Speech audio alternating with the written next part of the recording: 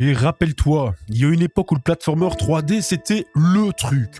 Jak and Daxter, Ratchet and Clank, Sly Cooper, Kingdom Hearts, Psychonaut, on enchaînait ces jeux juste parce que se déplacer dedans c'était déjà un kiff en soi. Il y avait besoin de rien d'autre. Et puis les open world ont débarqué et ont tout aspiré. Les gros studios se sont dit ouais, plus c'est grand, mieux c'est. Et ces petites aventures plus carrées, centrées sur la vibe, manette dans les paluches, elles ont tout simplement déserté les stores. On a eu quelques indés qui ont essayé de relancer la machine, et souvent avec cœur à sa santé, mais rarement en captant vraiment ce qui rendait ces jeux aussi puissants. Duskfed, lui, il fonce dans le tas sans aucun complexe. Genre, dès les premières minutes, tu vois direct où est Beluga pioché. Une épée de ouf, taillée dans une aiguille d'horloge. Un petit compagnon mécanique trop choupi.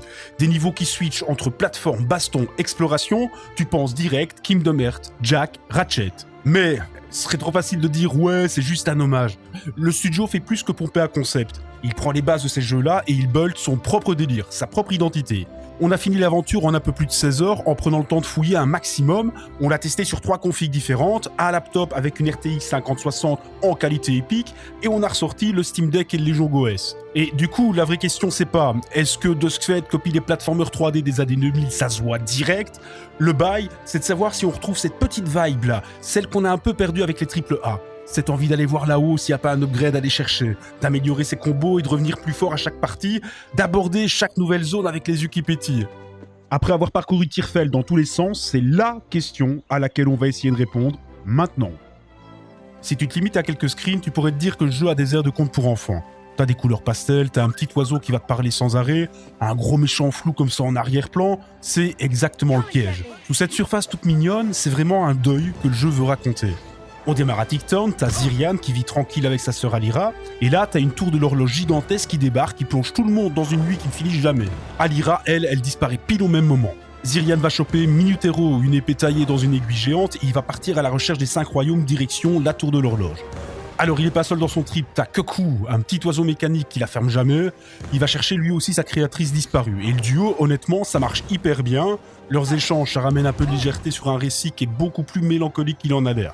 Tu vas combattre des monstres, des boss qui finissent tous par incarner une étape du deuil, sans jamais te sortir un discours lourd, sans jamais te faire une leçon.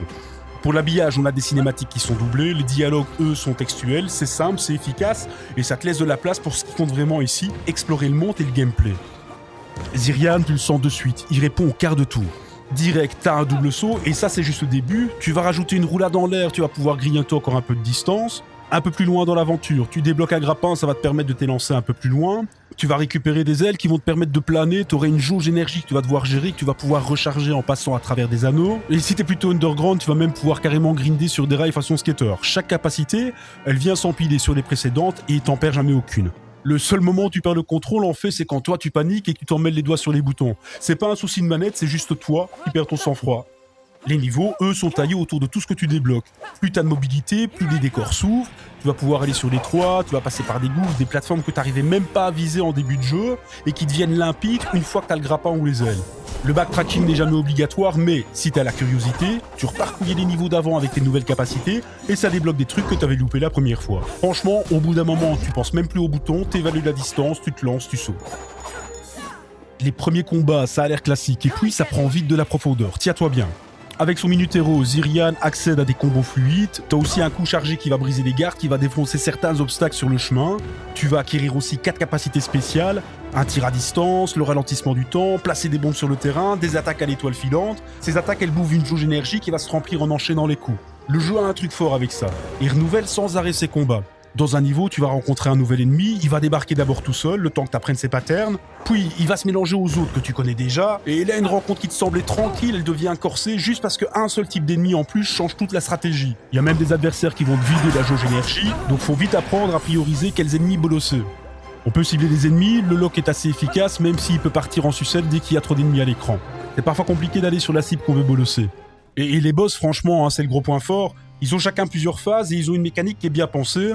À intervalles réguliers, le boss il va te forcer à sortir de l'arène pour un parcours de plateforme chronométré, histoire de bien péter sa garde, et selon la difficulté que tu as choisie, ça va redistribuer carrément les patterns, les cycles, la vitesse d'attaque des boss. Un boss que t'as buté en mode apprenti, il va clairement pas te faire le même combat, et en mode maître horloger, il va tout simplement te faire mordre la poussière. Au point qu'on finit par se demander si on n'est pas dans un sous-like.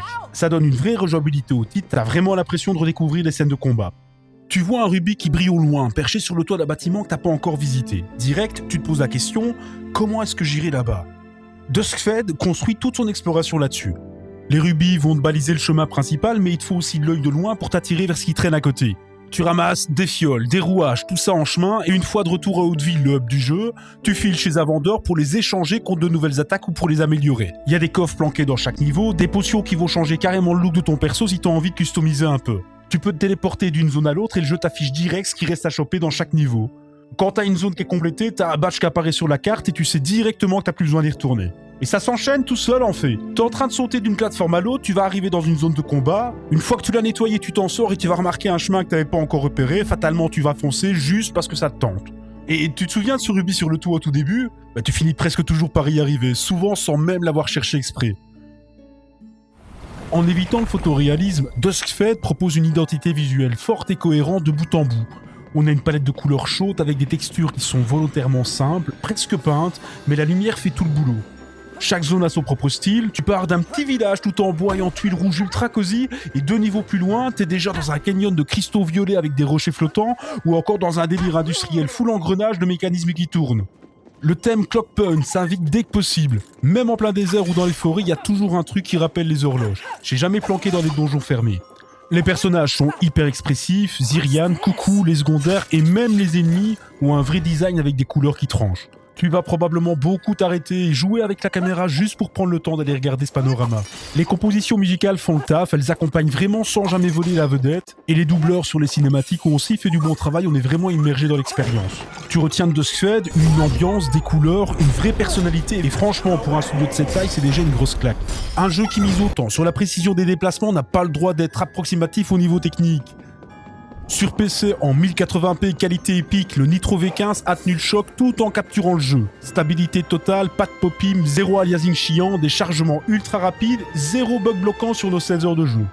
Et sur portable, on prend une vraie bonne surprise.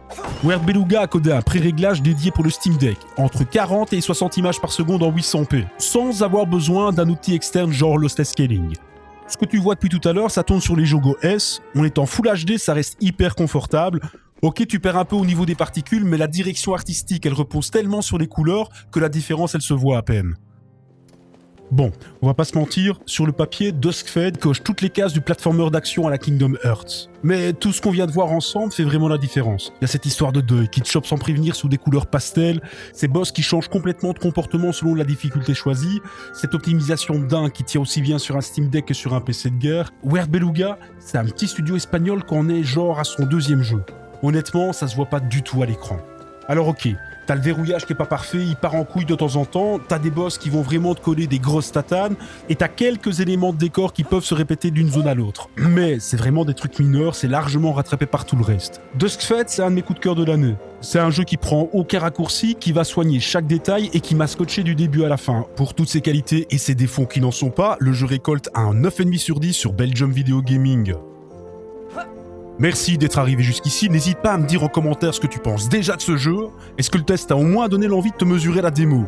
Et puis, tu connais, n'hésite pas, lâche un like, abonne-toi, c'est le meilleur moyen de se retrouver dans la prochaine vidéo. Ciao!